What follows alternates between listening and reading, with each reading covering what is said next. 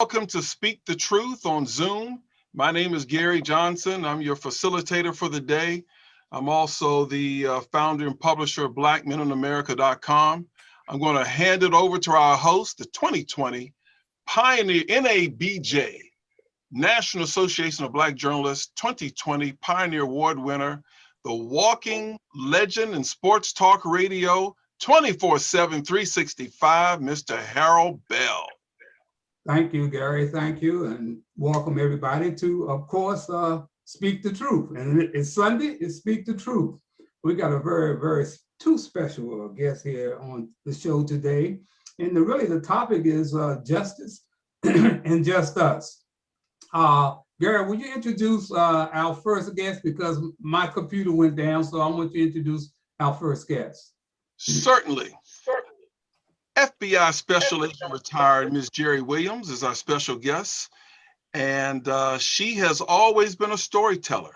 She spent 26 years as a special agent with the FBI, so she has an unlimited amount of stories to tell. During most of her bureau career, she worked major economic fraud investigations and was amazed at the schemes and deceptions con artists and corrupt corporate and public officials would devise to steal other people's money. She notes that with a gun, they can steal hundreds, but with a lie, they can steal millions. She has written 4 books and she is working on her 5th. Please welcome Jerri Williams. How you doing, Jerri? I am doing great, and I am, so glad to be here. Well, let me tell you something. People are always asking me, Harold, how do you meet all these people? Well, let me tell you how Jerri came to my attention. She came to my attention by a brother that I met during the 1968 riots. And I was out working the riots because I was working with the youth gang task force for the DC Recreation Department.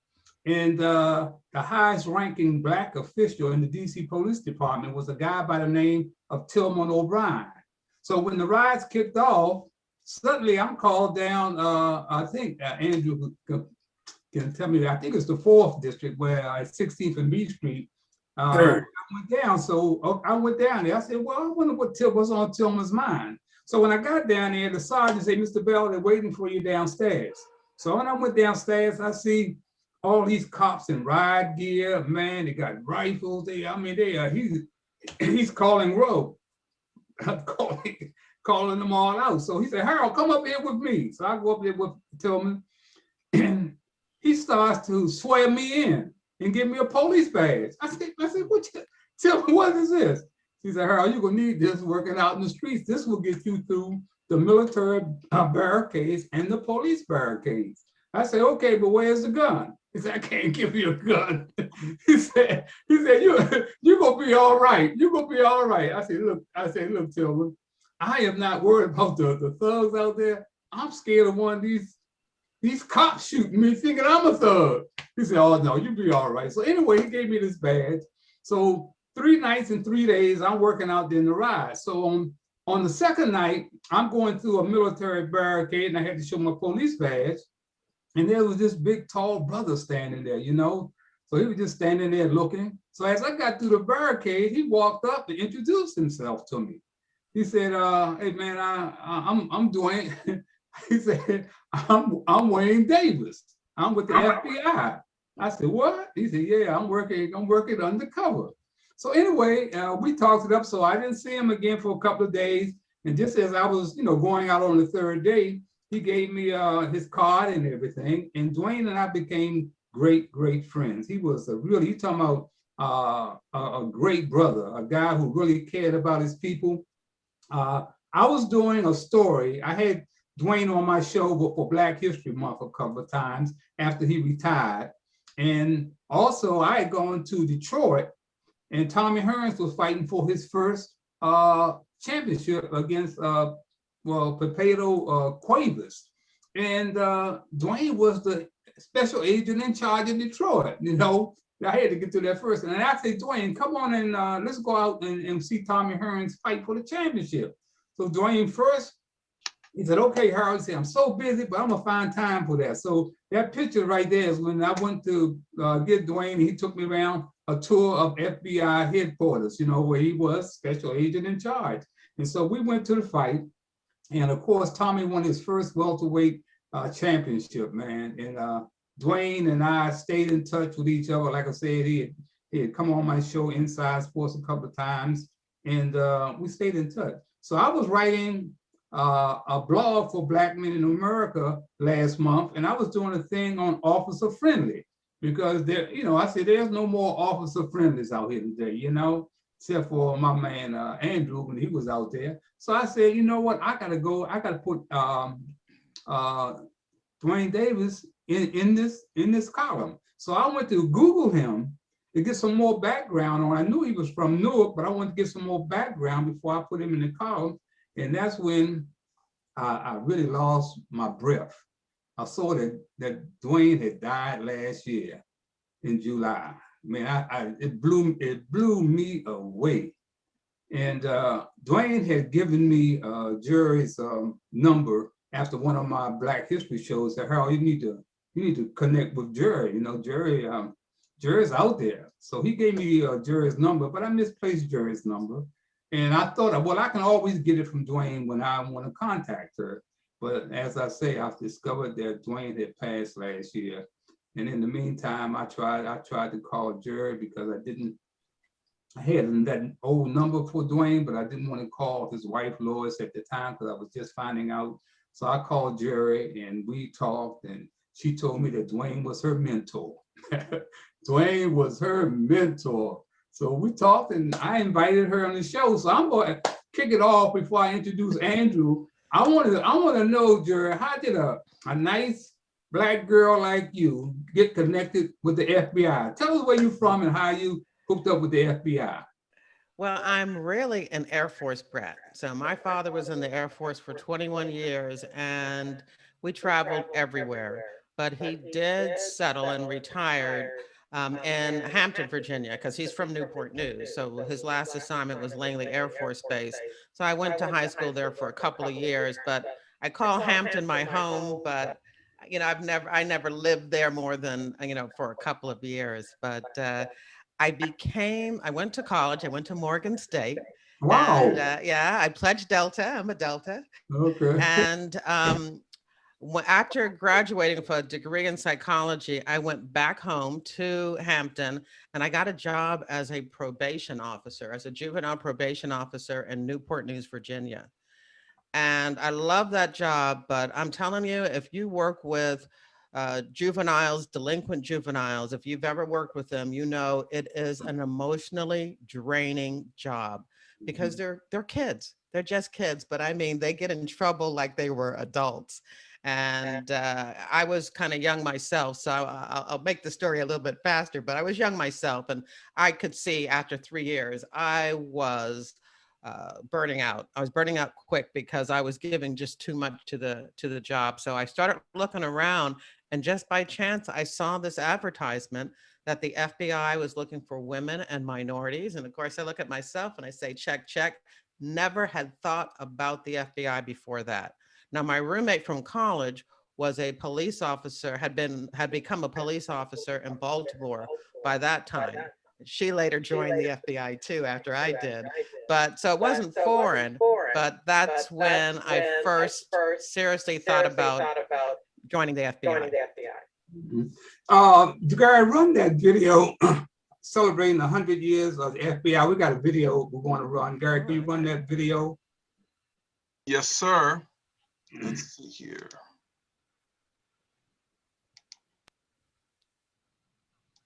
Extremely stressful and a challenge in and of itself. And what was nice is that going through that process and meeting other applicants that were coming in, and specifically other African American applicants that were coming in, we'd recognize each other, greet each other, and then encourage each other to push through and make it in the process. And it's gratifying to be able to look back and see some of those folks whenever we have events such as this, and we come from around the country to see those folks and remember some of what we went through. 100 years is a phenomenal accomplishment, and I stand on the shoulders of a great group of men and women who persevered through a lot of adversity in a very troubling era of the civil rights movement that was going on back then. And so their accomplishments are what make it possible for me to sit here today. And for that, I am extremely grateful.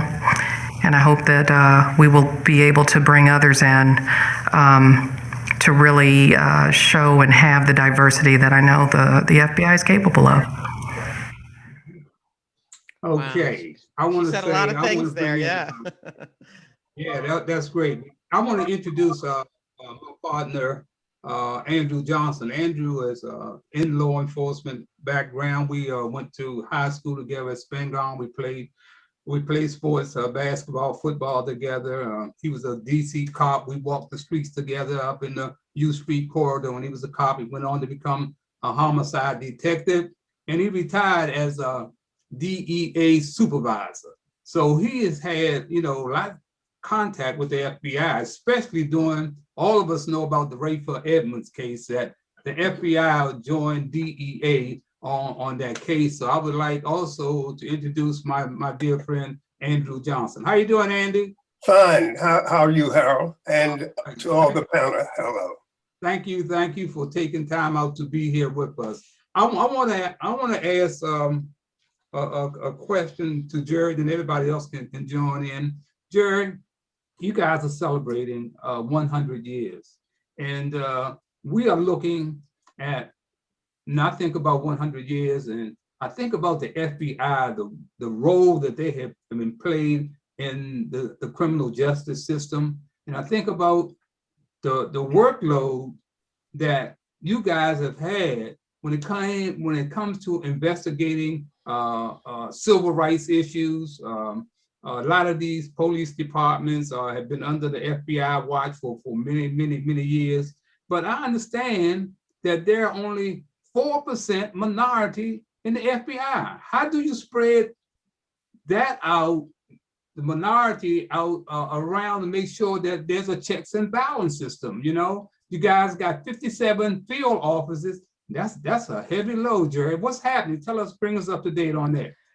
Yeah, like I said, when I came in 1982, the FBI had a campaign looking for more minorities, and they still had that same campaign. When I came in, the numbers were probably about about 3% were of the agents were African American, and now it's like 4%. You're right, and that's just African American. There are, of course, about 3 or 4% Hispanic, 3 or 4% Asian. So for some reason, those numbers just cannot seem to get higher. And I truly believe that for all law enforcement agencies, their population, the ranks must reflect the community that it serves. And so, if there's still 12% African Americans in this country, then there should be 12% African Americans in the FBI. And I know every day the work that I'm doing, I'm trying my very, very best to recruit and encourage more, women and minorities to join the FBI. Can I say one more thing? This is gonna, but I do want to say that we celebrated the 100th anniversary of African Americans in the FBI, but I was one of the people that did not really like that anniversary, because the truth was the first African American was hired in 1919. Wow. He stayed with the FBI for several years, and so did a few others. But by the early 1920s, there were no more officially trained African Americans in the FBI, and none were hired again until more than 40 years later. And so it's kind of odd to celebrate, because there was a couple back in the early days, but there was a huge gap where there were African Americans that were fully qualified. Now, there were people that were clerks, that when Hoover started getting the pressure to have more minorities, more African Americans, he named some of the clerks in the office. He made them special agents, but they weren't given the same assignments. Many of them were chauffeurs that when Hoover came to town, they drove him around, and they did maybe some subpoena checks or record checks and stuff like that, but they did not have the same level. And that can be stress when we talk about Wayne Davis, my mentor, your friend.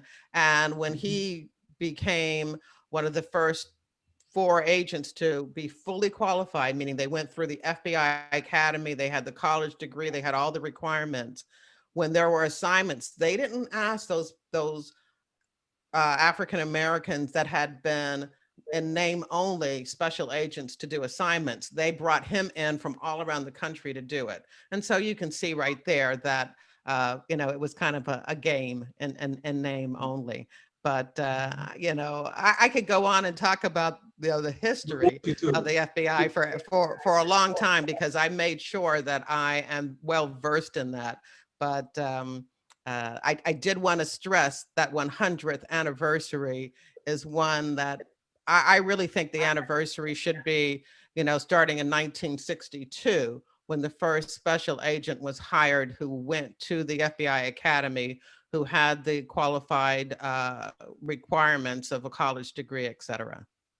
That's my opinion. Maggie, I know you have a question. You're muted. Can't hear you. Muted. Harold, I would just like to back up what Jerri said. I became a DEA agent in 1975 after 13 years as an MBD cop. And when I went to DEA, there were only 100 Black agents for the entire world. Wow. Because we had offices in 27 countries. And I can vividly remember being called into my supervisor's office and said, Johnson, you have to go to New York. They have an undercover assignment there for you. And that was standard procedures for Black agents at that time. Fortunately, things got better because the Black agents sued the Department of Justice for not getting promoted, getting tough assignments, being moved more than our counterparts. So we did get some relief there, and we got some monetary gains because of that suit. But today, that still exists in federal law enforcement. I know it does in DEA. So nothing has changed. Mm-hmm. Maggie, are you ready? Maggie? Well, yeah, I'm ready. And I've been listening to everything. And my amazement is that anybody wants to even be an FBI agent. But, and I don't mean that in a negative sort of way. I came from a prison town, Leavenworth, Kansas, and I live in one now in Jessup, Maryland. But you talked about, having a degree, Jerri, and that kind of thing. But what is also the mindset that someone has to have in order to want to be an FBI agent when the door is open? But before we get to that, I'll let you think about that. We have another video that Gary would like to show. We can't hear you, Gary. You're doing the same thing I do.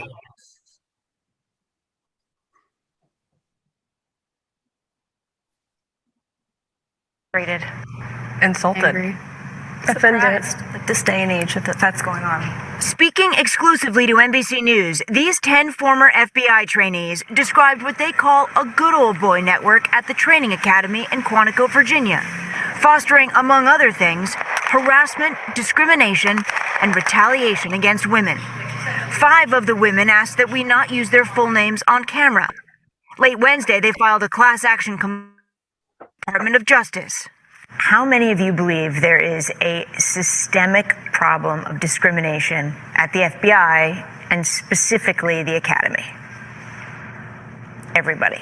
I'd say I went in extremely optimistic, naive almost. But the first day I got there, there were comments on what I was wearing, and sexual harassment started about 2 weeks in. Did you tell anyone about it at the time? So I told my counselor about these things, and she acknowledged the environment there. She said, quote, "This place is going to treat you like that. If you want to make it through, you have to keep your head down, stay quiet, and play the game." Trainees go through a 5-month course. If they slip up, they get citations, which could lead to a review board, potentially kicking them out of the program. I passed everything the first time around with no remediation. But when I would go over to our tactical training unit, people were nitpicking at me and I couldn't figure out why. Did you notice that you were being criticized for things that you were doing that other male colleagues were doing and not getting criticized? Most definitely. And the irony of that is that some of my male colleagues were the ones that were pointing it out to me. You know, so-and-so did the exact same thing and nobody even said anything to him about it. How many times were you written up? 3. I went to a review board, which consisted of all executive management. And by the time I was done with my interview with them, I knew I was not coming out of that. And you were kicked out? A week before I was due to graduate. And when I asked if I could be recycled into a class behind me for additional training, they responded to me that they did not do that. So there were male colleagues of yours who were given second, third chances? Correct, yes. Were you offered anything like that? No. Lauren Rose. All right, Maggie, Jerri, take it from there. Jerri, the mindset. This young woman obviously wanted to be part of the FBI, as most of the women that were sitting there, because I've seen the whole video. And, you know, the discouragement is there, but I see it in a lot of other places too, like in the military, in particular the Marines, some of the different trainings that so many of these groups have to have. But what kind of mindset did you have to have in order to really succeed? One of extreme confidence that you're going to get through it. I cannot dispute anything that was said in that training, in that video. And we go, this brings us full circle back to Wayne Davis, because that's why Wayne Davis was my mentor, because by the time I met him, I was about 4 years in and I was thinking about quitting for the very same reason. Now, remember, this is 1982. And only 10 years after Hoover had died and 10 years after women had been allowed in the Bureau, but there's still only about 5% of women in the Bureau, and less than 0.5% were women, black women. And so, yeah, I had heard those things and had experienced those things that they talked about in the video, to a point where I was broken. I was broken. And I was thinking about quitting. And then Wayne Davis became the head of the Philadelphia office where I was. And he tapped me on the shoulder and gave me an assignment that was the strangest assignment, because I was thinking of quitting. And now he has me running the hiring program for Philadelphia. I'm out there recruiting, because again, they were trying to recruit more women and minorities. And again, you know, here I am. And so he said, look, yeah, and he said, look, every special agent in charge, every head of the office is going to be evaluated on how many minorities and women they bring in. And as a Black special agent in charge, I am not going to be dinged on this. And so I need you to go out there and get me more women and minorities. And so somebody now who was thinking, maybe I don't belong, is now trying to bring other people in. And during that time that I was out there recruiting, I recruited myself. I was able to show myself that I belong here, that I'm as good as anybody else, that I'm trying to bring into the Bureau, that I have a right to be here. And that's that mindset shift. When I joined the FBI initially, I joined because, you know, the pay was twice as much as I was making as a probation officer, honesty, real talk, and because it seemed cool. But then I started, you know, feeling some of those things that they talked about.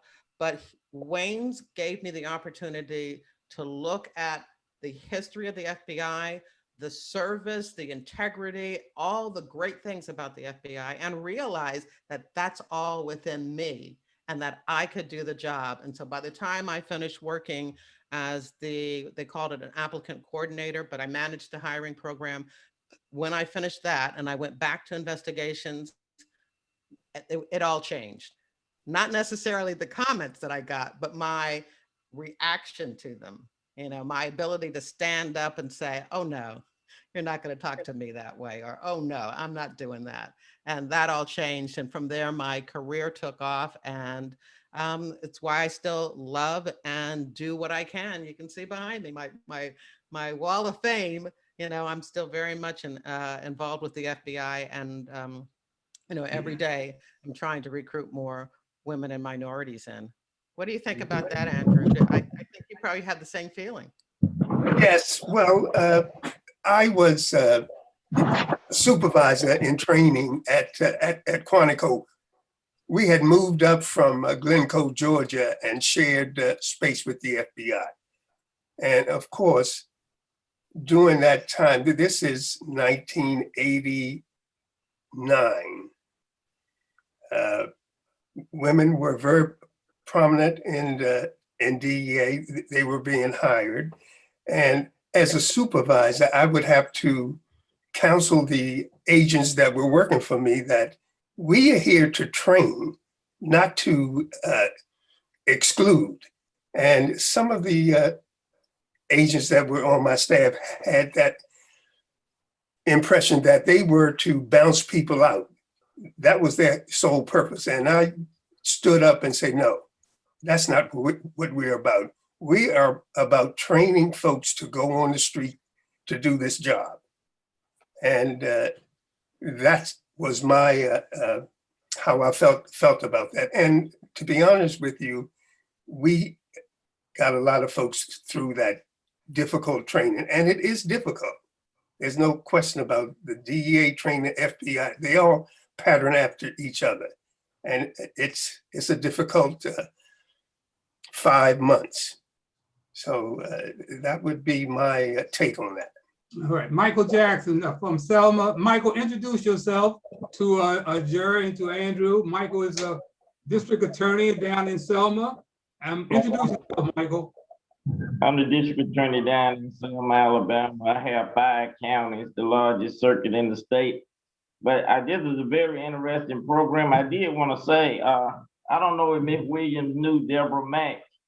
She was the second field manager for across the country office down in Mobile. And Mobile is our region, our federal region, and I know she's retired now, but I know she had a lot on. We used to work together on different things and all, and I enjoyed working with her.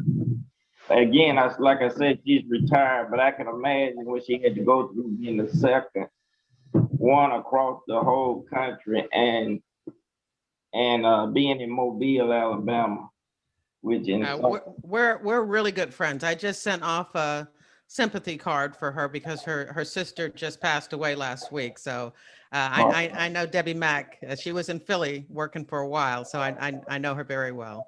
But tell her I say hello. She knows me very well. So I think we probably knew each other. But if I understood you right, Hoover was in. He only had one African-American agent. Is that right? His whole tenure. There were a number of African Americans that were agents before he became the director. And then once he became the director, he did not hire any more. And so the ones that were already there slowly left the Bureau and went to do other jobs. But he was receiving a lot of pressure from Kennedy and from Robert Kennedy, the Attorney General at the time, to start integrating the FBI. And he resisted them and resisted them. Again, this would be in the late 50s and the early 1960s. And so what he did was just name people. You know, again, the guy that was like the gatekeeper in his office, you know, that did odd job for him. He gave him a special agent credentials. He gave, you know, other clerks throughout the country. So yeah, he did not hire his first African-American agent who went through the FBI Academy, who had the law degree and all the requirements until 1962. Well, isn't it ironic that a lot of people think Hoover was an African American? If you read, Oh, I didn't think that. I haven't heard that. Yeah. Jacques, hey Jacques, come on in, Jacques. Jacques. Google. Hold on. There you go. I'm there. Okay. You have a question for Jerri, Andrew, or Michael? Wow, man, I'm just so perplexed in everything that I heard in hearing about their work and worship of the FBI. It is nice when you can have people of color, Black folks, that are in law enforcement that are doing good things. And I just want to ask, if I could, did you find it truly rewarding working there, or did you find it more rewarding bringing in new people? And that's to you, Jerri Williams. Oh, no, I found it rewarding working there. Oh, Okay. It is the best job in the world. I mean, Okay. you hear it, protect and serve, but it has real meaning. I mean, the work that I did, again, I worked all economic crime, Ponzi schemes, advance fee schemes, and those different type of frauds. But when you're in the FBI and in the DEA and any federal organization, because there are not that many of us, when there's an assignment, everybody goes. So if there was a drug raid or, a drug search or organized crime or counting, a foreign intelligence, I was still participating and I still worked on all of those matters. And I really felt that, we did, a great job of keeping the country safe and the citizens safe. And again, and Harold talked about this a little bit, but the FBI is the primary organization, law enforcement organization, when it comes to preserving and protecting the civil rights of our citizens. I mean, you have no idea the work that we do when it comes to again, color of law and violations, checking other law enforcement agencies when they when they do wrong. Also hate crimes and domestic terrorism. I mean, you can see on TV today, how the FBI is not holding back on arresting everybody who had any involvement in the insurrection at the Capitol. I mean, that's the type of work the FBI does too. And so, yeah, I absolutely loved investigating and working for the FBI. Well, that's so good to hear, and I will mute my mic. Jerri Johnson. Yeah, this has been really fascinating because my mother was a MPD officer, retired, and of course, before the show, I talked to you about my friendship with Mai Harrison. I was a former special agent investigator with the Central Intelligence Agency. And so I kind of know the culture. And right now I'm helping them recruit. I'm doing the same thing as a consultant, talent acquisition. How do we source and get the best talent to come to the organization? And we're doing the same thing with numbers, looking at talent, brown talent, Middle East talent, all kinds of talent to help us do our job. So I can relate to the passion that you have. And as someone who's born and raised in DC, I've traveled all over the world with that agency, doing that job. So. Okay, Juanita, take us. Hi.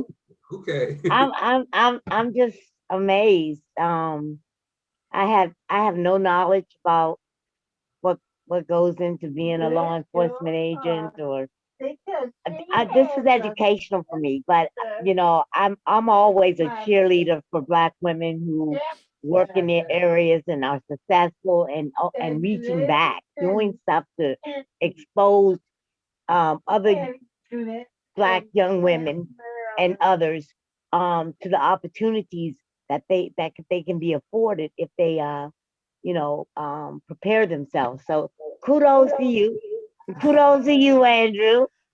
And Maggie, I love you. So but I will say one thing really quick. Mr. Bell, I am so full of gratitude that you have me involved in this process. I have learned so much, and I've been able to share so much information with other people. I look like a guru in my circle. I got, and I'm just saying. So I applaud you and Mr. Johnson and Chris and everybody here, because yeah, I'm smarter today than I was last week. So anyway, that's all I got. All right, Chris, you got it. Chris got the floor. CJ, you got the floor. Yes, I had a couple questions regarding kind of the numbers that were mentioned before. You're saying even back in the 80s, there have been campaigns to get more diversity, to get these places to look more like the communities and the country that they're policing. But my main question is to really dive in to why those campaigns haven't been effective numbers-wise. As you say, only going up from 3 to 4% and things like that over such a long year span. What do you think is the resistance to having anyone other than white men in these positions of power, and how do we get more progress in that direction? Like Jerri mentioned, recruiting is a big part of getting the right folks in these agencies. But one of the problems that I've seen is doing the background investigation. A lot of and particularly African American men have problems with credit, have problems with passing the polygraph exam. And if there's any way we can help our young men before they apply for these jobs, make sure your credit is in order. Make sure that you will not have, when I go out and interview somebody, they say, you can't take this guy. He smokes marijuana every day. So it's those kind of things that we as, particularly I'm going to say Black men, we have to make sure we are on the up and up, because they do a stringent background investigation. And a lot of us fall out in that investigation process. And it has nothing to do with the ability to do the job, but we have to get over that hurdle of the background investigation. Yeah, I'm glad you said that, because I agree with everything you just said. And I think that's a great point. And I think that might be part of the systematic issue of how they are keeping us out of these jobs, because a lot of that coming from poor communities, coming from maybe not as stable backgrounds in inner cities and things like that, your credit and other things like that. Black people and white people smoke marijuana at very similar rates, and we still seem to have issues getting flagged for jobs and for things of that nature. So I'm just trying to find the discrepancy in why progress has been so small, so slow, and how we can get more diversity. As you said, it's not about the talent of those individuals. So how do we get those talented individuals into those positions of power where they can be, have a seat at the table and they can do more good work like you guys have been able to do over the years? And you mentioned, Andrew, the polygraph. I was shocked to find out just last year that there are a number of African-American applicants that are trying to apply for the FBI fall out during the polygraph, that there is something that indicates deception. And then I started learning more about the polygraph and how it measures not whether you're lying or not, but whether or not you are anxious or uncomfortable. And that's supposed to be an indication.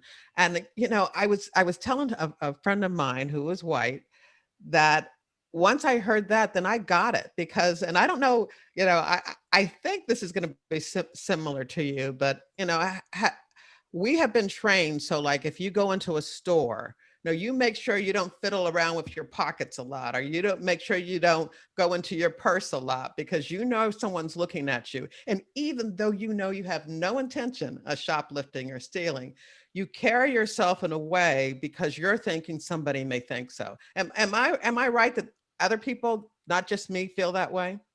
Thank you. Absolutely. So now you're going to be going to a polygraph, and you've got a white agent, an authority figure who's asking you questions that you're okay. You didn't do those things, but it's just the anxiety and the nervousness of having someone that could make your polygraph score go off. And so I think there is, and they keep talking about this word, implicit bias. I think that the polygraph itself is definitely a trigger for implicit bias. And I think that it's got to be addressed. When I heard that over half of the FBI applicants were kicked out because of the polygraph, and I said to myself, it probably has nothing to do with their honesty and their integrity, but everything about, racial disparity and how different people react to polygraph examinations. And something's got to be done about that. Jerry, I would submit to you, it also depends on who the polygraph examiner is. What predisposition does that person have against minorities, let's say? I mean, a simple question like, what color is your belt? I know I put this belt on, it's black, and they're looking for deception in that question. So I think a lot of it has to do with who the examiner is. Can I say? I was shocked. Ironically, I just talked to a mom of somebody whose son took a polygraph test for a job and he failed. And her exact words were, he just keeps getting nervous, so he can't pass his polygraph. And I don't remember what the job was, but it's interesting that we're talking about this now. A black young man who couldn't get a job, can't get his job because of the polygraph test. There is something to the polygraph. I mean, I've successfully passed, 8, 10 polygraphs. But to Mr. Johnson's point about the polygraphers, I also have helped organizations, particularly after 9/11, where Middle East, US citizens of Middle Eastern descent could not pass the poly. And I was asked to come in to an agency, because I used to be a Middle East analyst, to help just assess what I thought was going on. And to make a long story short, I had to devise a training session for polygraphers, psychologists, and recruiters. And this talks to Ms. Williams' point about implicit bias, because they did not have an understanding of Middle East culture. And when I would talk to white agents or recruiters, for example, they would call and I would shadow them. They would call a potential applicant. And after maybe a 3-minute conversation, they would end the conversation and then turn and put the file away and say, they're not interested. And I said, well, wow, how do you know that they're not interested after a 3-minute conversation? Well, they didn't want to talk to me. They were very evasive. And I said, okay, here's what we're going to do. We're going to wait 15 minutes. We're going to call that person back. And I want you to ask this question. Can you speak freely right now? And the person would say, no, I can't, but I can in about 15 or 20 minutes. And so then I'd say, well, let's make arrangements to talk to them then. And so the recruiter who would say, well, why did you ask that? I said, because they don't want their parents to know that they're applying at this intelligence agency. Well, why not? It's a great place. And I said, well, you know, the CIA doesn't have a sterling reputation in many Middle Eastern communities. You're aware of that, right? So that's the kind of thing that you had to kind of work with. It's not that we're talking about bad people, but they just didn't have an understanding. And so once I told them that, you know, you can't just go out, hang out a shingle, and many white people would come and say, hey, I want to work here. I said, we have to go the extra mile, and we have to convince parents, grandparents, uncles, and aunts that it is safe for their son or daughter to relocate to come to Washington, D.C. to work for us.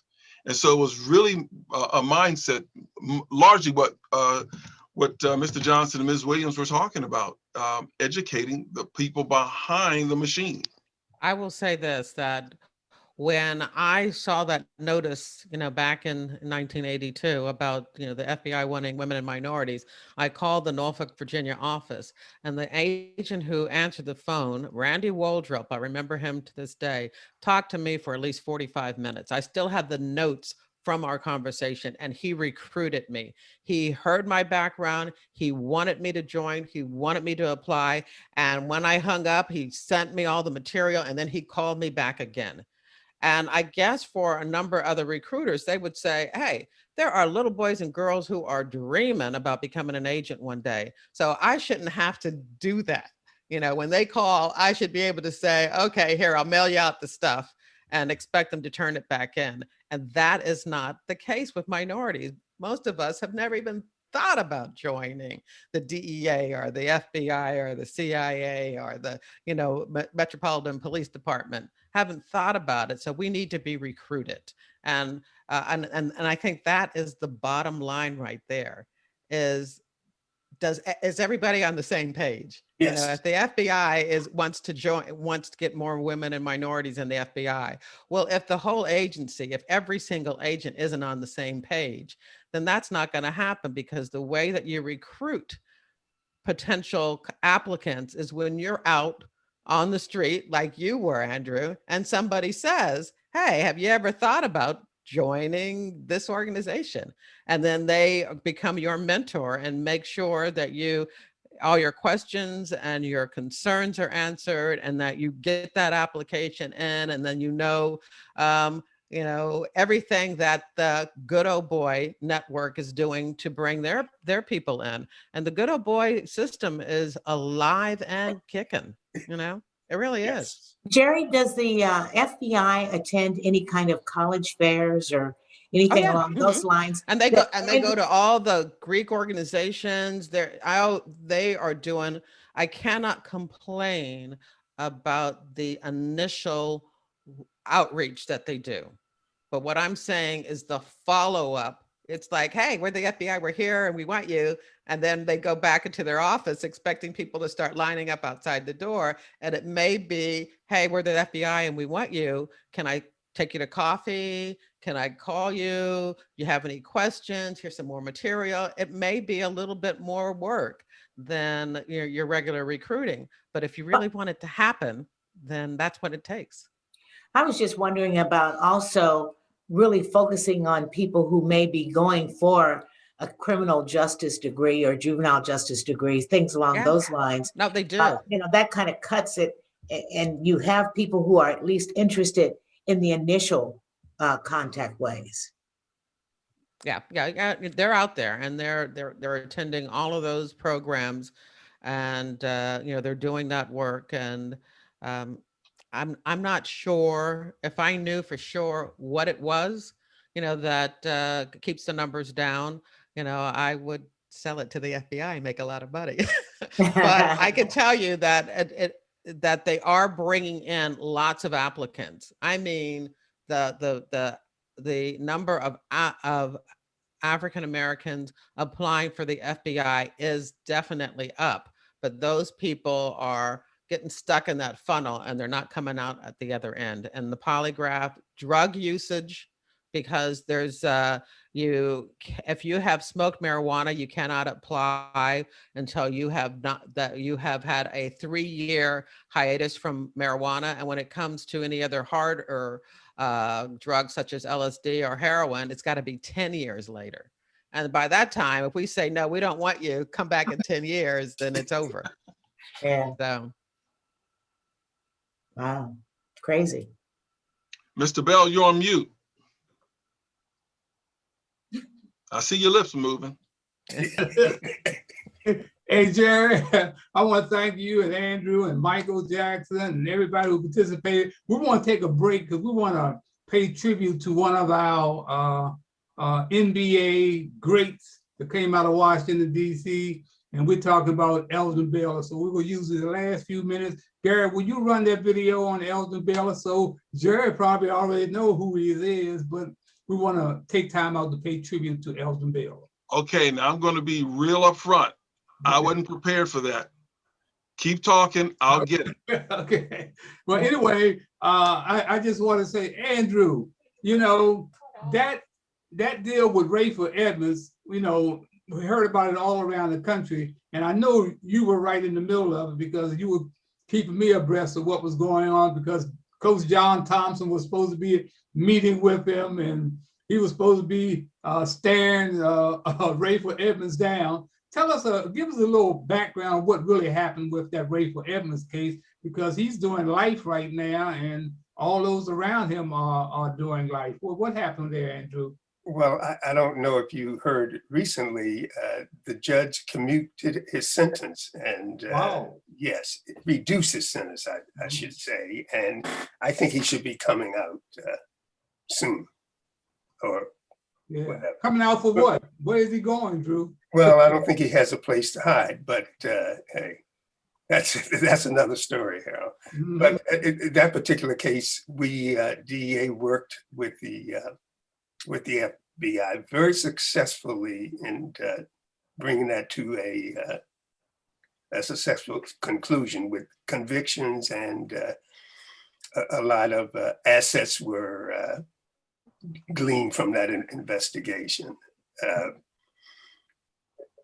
There were a number of murders that that organization were charged with that were solved, and people are doing life in prison for. It was really a organization that was homegrown.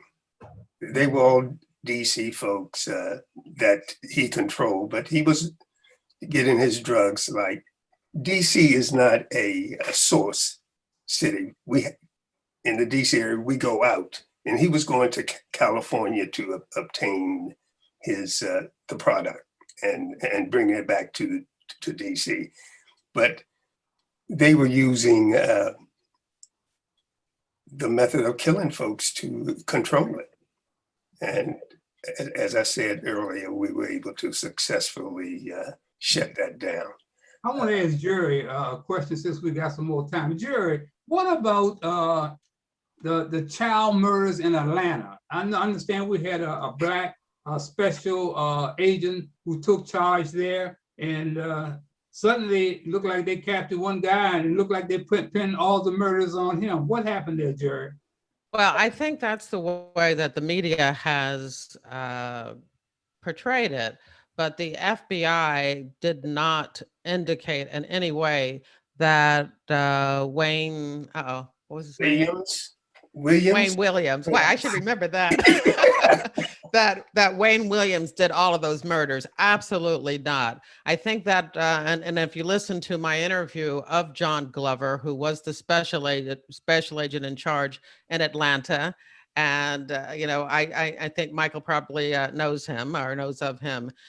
He talks about how when they found out that all the young Black children were being murdered, the families wanted all of them to be included in this investigation.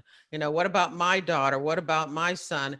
Even though the modus operandi, as they say it, didn't click. This one was strangled in a house, and this one is shot on the street, but they kept putting them all into one category and calling them the Atlanta child murders. And there were only, a certain number, and I don't remember, that really did fit the same, mold. Circumstances, the same mold.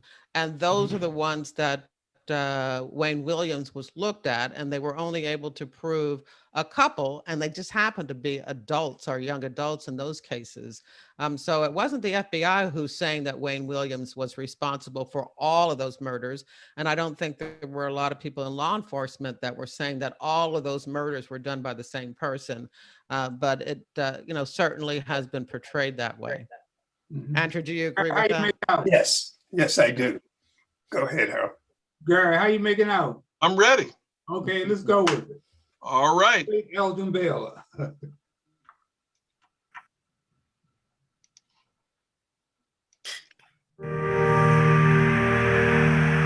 Baylor, number 22, and here you see him now, a marvelous performer. Swish. Elgin Baylor was once described by Lakers teammate Jerry West as one of the most spectacular shooters the game has ever known. But Baylor wasn't only gifted at making shots, he was brilliant at creating them. You did some things that Dr. J, Michael Jordan, Kobe myself, we couldn't do. Elgin Baylor, the great Lakers star, look at him wheel and deal. Born in segregated Washington, D.C. in 1934, Elgin was named for his father's favorite watch. He played at the same high school where fellow NBA Hall of Famer Dave Bing once played. Elgin Baylor was the biggest name in Washington, D.C. basketball when I was growing up. One season at the College of Idaho before transferring to Seattle University, where he led the Chieftains to the 1958 NCAA title game. The Minneapolis Lakers used the #1 overall pick in the 1958 draft to select Baylor. Baylor was an instant success and was the easy choice for Rookie of the Year. Here he comes. Is as good as gold. Though his most acrobatic moves were never captured on video, Baylor used his signature running bank shot to score over the game's giants. Some of the things that we hear about all these players that hang time, and Elgin was hang time, and before hang time, it was hang time. Baylor, number 22. Watch him drive right through, and he's good. In his third season, the Lakers became the first NBA team to move to the West Coast. LA fans could identify star power the moment it walked in the door. Baylor averaged 34.8 points per game, second in the league behind Wilt Chamberlain. And on November 15, 1960, he scored 71 against the New York Knicks, an NBA single-game record. The following season, Baylor served his country in the Army Reserves, missing 34 games to military obligations. Yet he averaged more than 38 points per game in the games he did play and was nearly unstoppable in the playoffs. Baylor into the air, jump, hang, 12-footer, good. Jump shot blocked by Baylor. Baylor's postseason masterpiece occurred in a Game 5 win during those 1962 finals, when he scored 61 against the Celtics, a playoff record that stood for 24 years. An 11-time All-Star, Baylor was first-team All-NBA 10 times. He could pass like magic, handle like Curry, and had the strength to post up Bill Russell. Pound for pound, he was an all-timer. At 6'5", 225, Baylor averaged 14.5 rebounds per game over 14 seasons. After playing nearly 900 NBA games, Baylor moved into coaching, and it was while he was coaching the New Orleans Jazz in 1977, he was elected to the Naismith Basketball Hall of Fame. In '96, as the NBA celebrated its 50th season, he was named one of the game's 50 greatest players. I've laughed with him. I've been to the depth of the ocean with him. I loved him like a brother. And I still do today. This is one of the greatest men I've ever met in my life.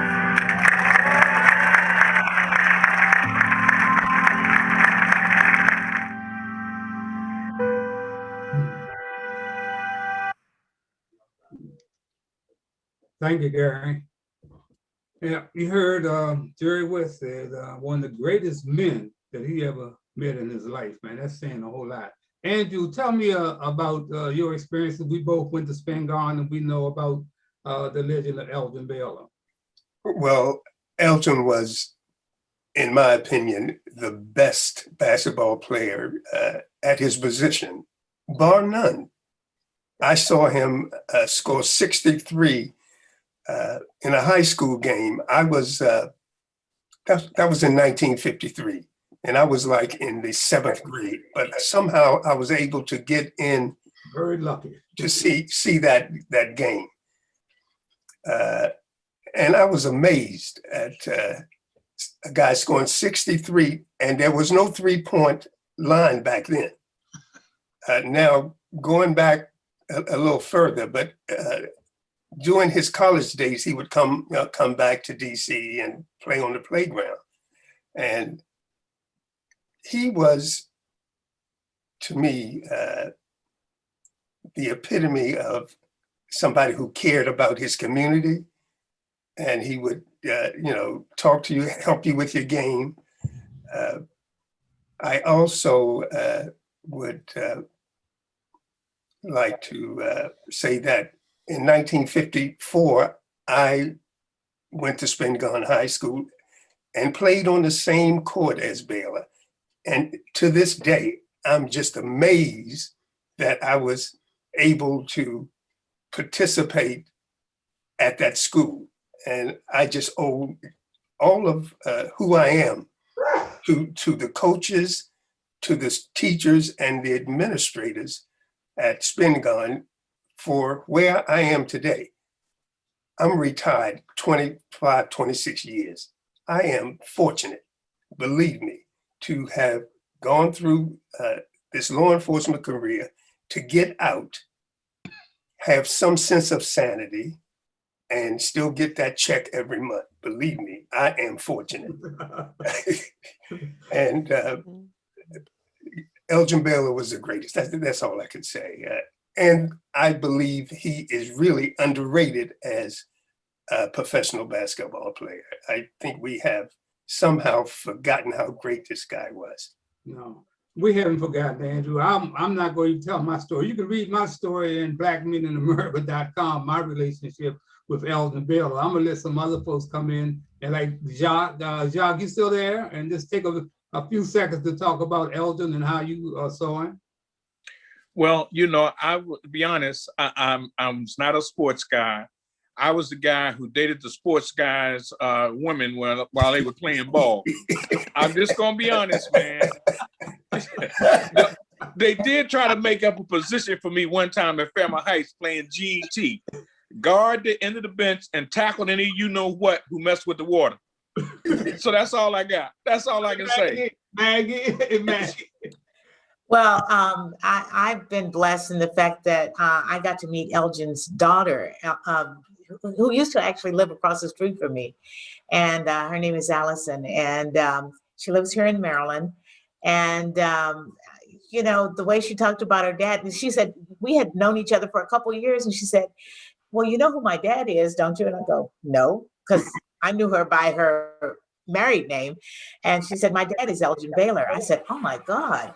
You know, that I always thought Elgin Baylor, first of all, I loved his name, but even more so than that, the accolades, like all of you have said, did not come for him the way they should have.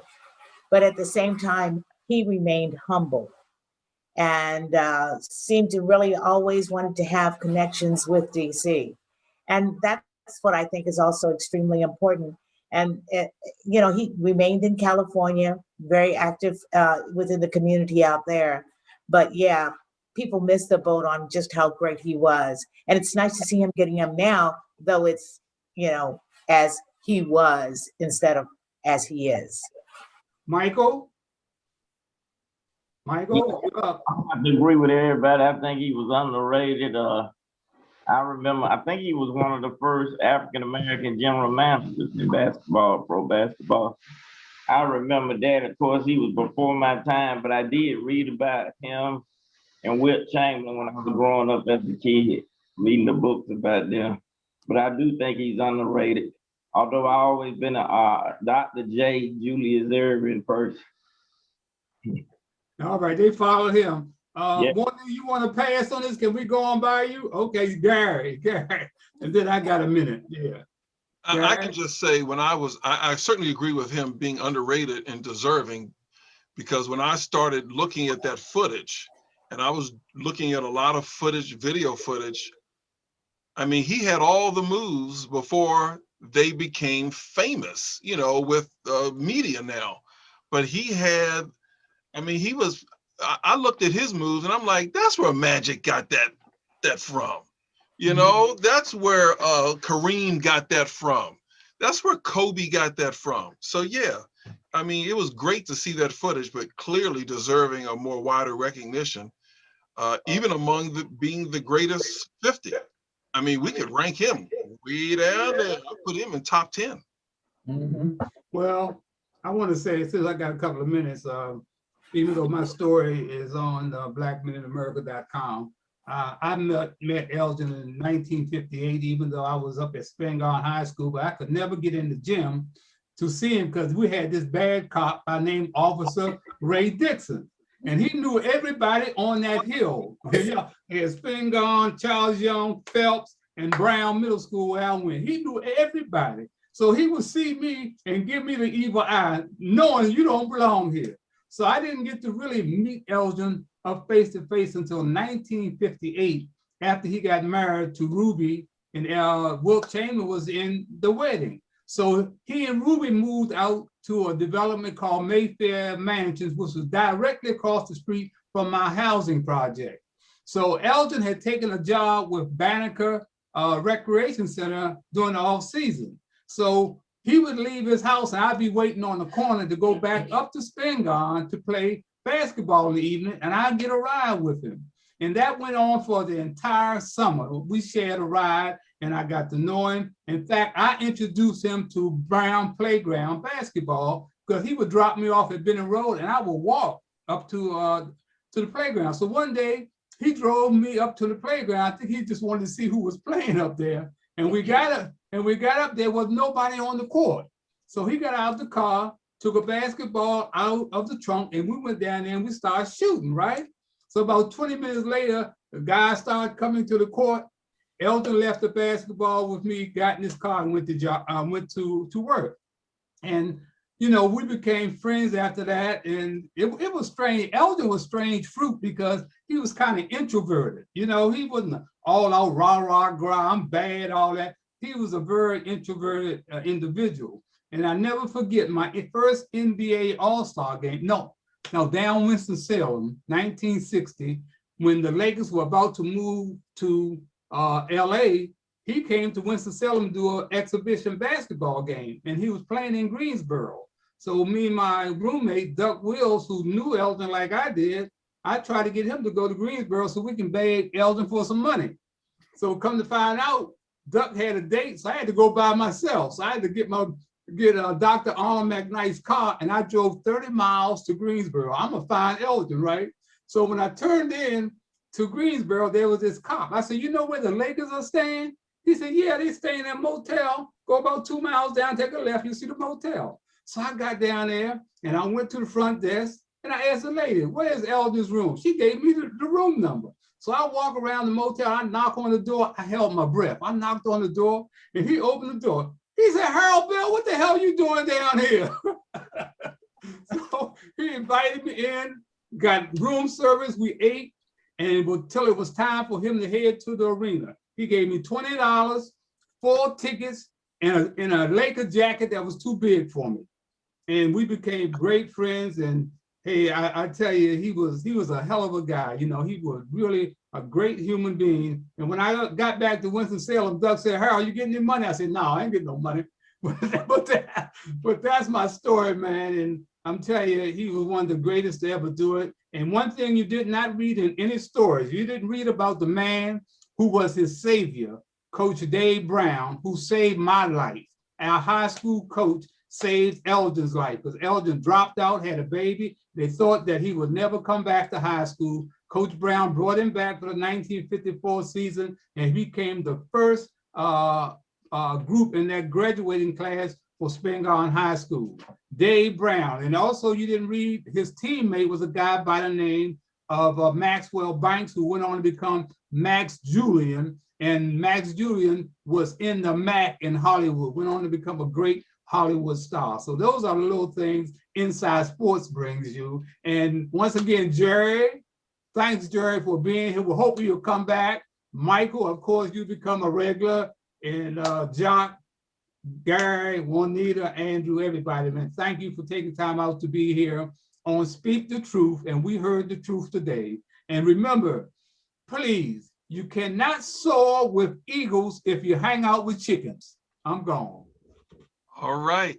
This concludes our show. Be safe, everybody. Wear your mask. Bye. Talk to you later. All right. Bye-bye. Thank you. Thanks, Miss Jerry. You're welcome. Thank you. Daddy.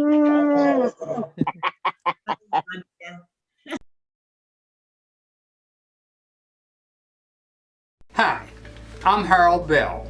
My wife Hattie and I founded a nonprofit organization in 1968, shortly after the riots that almost destroyed my hometown, Washington, D.C.